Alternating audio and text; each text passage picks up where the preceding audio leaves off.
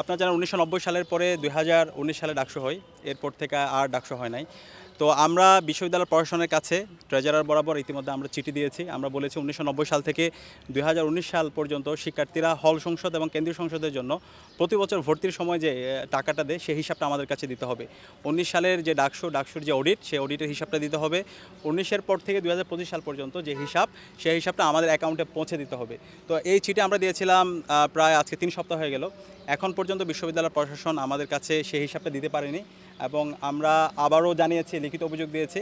এরপরও যদি না হয় তাহলে আমরা শিক্ষার্থীদেরকে সাথে নিয়ে বিশ্ববিদ্যালয় প্রশাসনের বিরুদ্ধে আমরা অবস্থান নেব এবং আমাদের অবস্থান পরিষ্কার। শিক্ষার্থীরা যে টাকা শিক্ষার্থীদের কল্যাণের জন্য তারা দিয়েছে, এই টাকা তারা অন্য খাতে ব্যবহার করলে তাহলে তাদের এই প্রত্যেকটা টাকার হিসাব আমাদেরকে দিতে হবে।